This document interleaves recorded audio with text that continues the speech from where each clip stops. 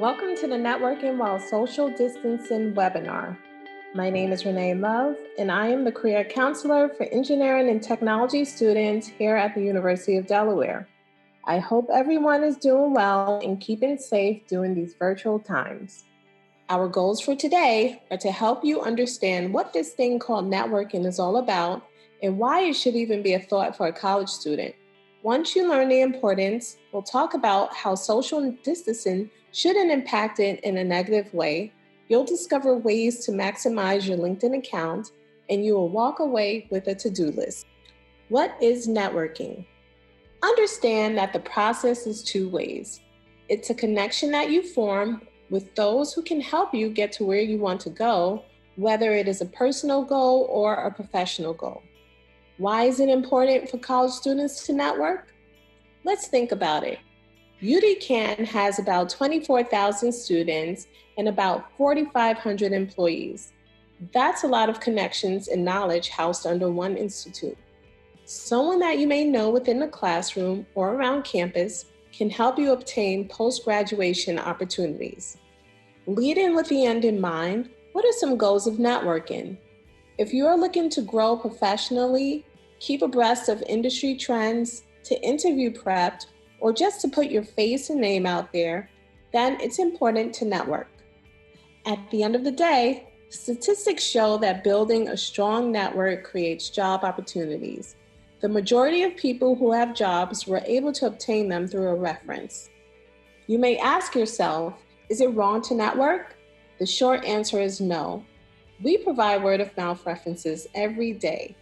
Think about a product or a Netflix show that you were excited to use or see, a good restaurant, or a new recipe that you tried and enjoyed. That is how the world works. Hiring managers, depending upon the size of the company or organization, can see hundreds of applications for each available job. Of course, you'll want a good resume and cover letter. However, a glowing recommendation from a current employee or mutual connection just may get your information placed at the top of the pile. Now, it would still be up to you to have a great interview and to do the best that you can do if you are able to obtain the position. That is how you show appreciation and gratitude to your referee. Now that you have a better understanding of networking, let's go over some networking tips in order to be successful, especially during this time of social distancing. Tip number 1, build networking into your everyday routine. Be intentional when engaging with your investors and classmates. Use chat boxes and emails to outreach, especially as your classrooms are being set up virtually. Tip number 2, get involved around campus. There are numerous activities and groups to participate in, such as RSOs, sororities and fraternities, and professional associations. Many of these groups have mentors and advisors that can connect you with the right people to develop you professionally. Until we are back on campus, be sure to take advantage of our virtual hub that has been recently launched by the Division of Student Life. The hub is designed to enhance students' connections to staff, support services, and new online engagement opportunities. Tip number 3, engage with the Career Center. Schedule a one-on-one session with a career counselor so we can dive deeper into some of your professional development needs. Tip number 4, develop your online presence. LinkedIn is mainly used for professional networking, including employers posting jobs and job seekers posting their resumes and CVs. However, some industries use other platforms, for example, Facebook or Instagram.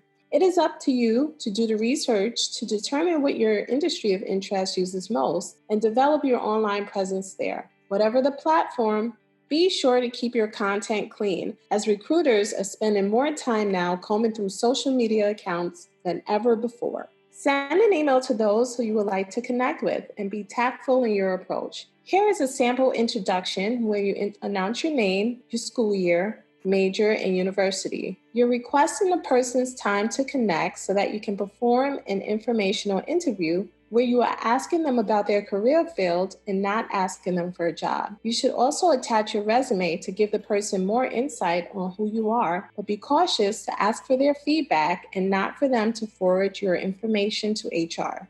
Tip number 5, Be open to new connections. View each person that you connect with as a unique individual that has value in this world. Here is a list of some common sources for networking in your day-to-day life.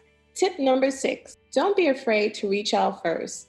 Networking can feel a lot like dating and may be intimidating. However, if you are genuine in your approach and have a 30-second elevator pitch in mind, where you are informing the person quickly of who you are as well as your attributes, you will begin a pathway for a beautiful conversation. Keep in mind that the goal should be to focus on having a good organic connection versus just increasing your amount of leads. The final tip is to maintain your connections. No one wants to feel used, so be sure to check in with people in your network. Now is a good time, especially since we are all experiencing this pandemic together. You can lead with empathy in your outreach, offer your skills and talents.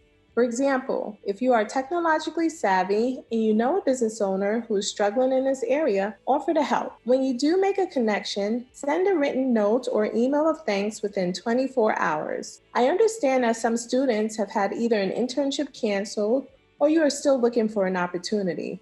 Once you connect with an individual, pay attention to the cues of the natural progression of your conversation. If the person is asking you about your plans for an internship, you can be honest of your experience and goals and ask them to keep you informed of any opportunities that you may be a good fit for.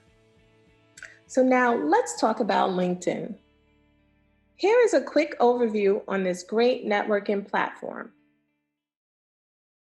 If you're watching this, chances are good you want to get a job. You want to go from student to rising star, and you want to avoid eating the same meal over and over and over again.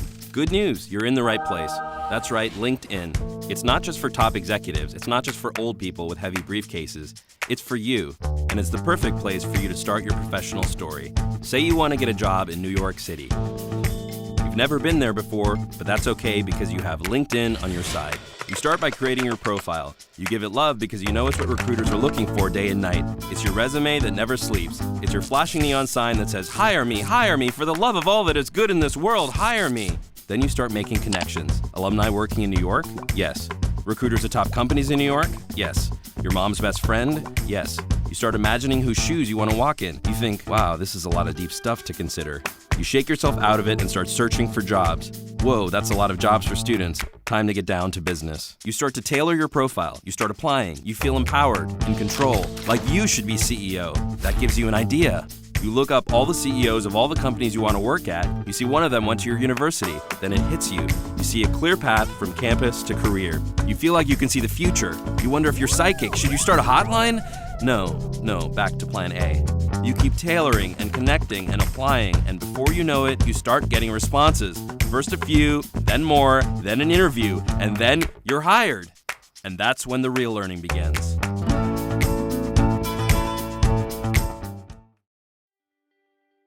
The video really highlights how LinkedIn is your resume that never sleeps.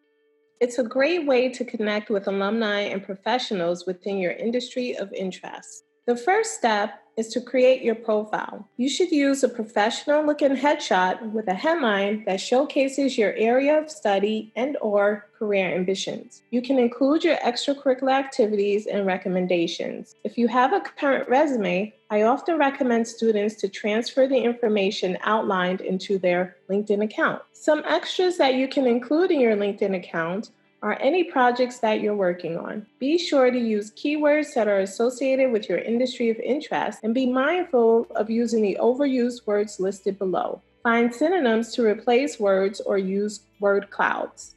Be sure to join groups so you can weigh in on varying discussions and keep abreast of industry trends. So what's next? This is where you can participate by applying the information you have received today. Remember, wisdom without application is worthless. Step number 1, create a chart. Write down the names of people you know to identify who is in your network. Step number 2, join UD where you can network, ask questions, and get advice from alumni. Step number 3, determine the best platform that is widely used by your industry of interest. Step 4, create or update your LinkedIn profile. Step 5, Peruse the Career Center's web pages and become familiar with all of the free resources that are at your disposal. Step number 6, create or edit your elevator pitch. Step number 7, schedule a one-on-one session with a career counselor to address any questions you may have. Step number 8, set up virtual meetings with people you would like to connect with. If you have any questions, or if there is something that you would have loved to learn more about that wasn't covered during this presentation, feel free to outreach to me at rlove@udel.edu. You may also connect with a career counselor specific for your career community if you have industry-specific questions or for general follow-up. Finally, feel free to review the resource pages, which will provide much of the same information that was covered today, including a template to write and practice your elevator pitch. Thank you for your time today. Happy networking.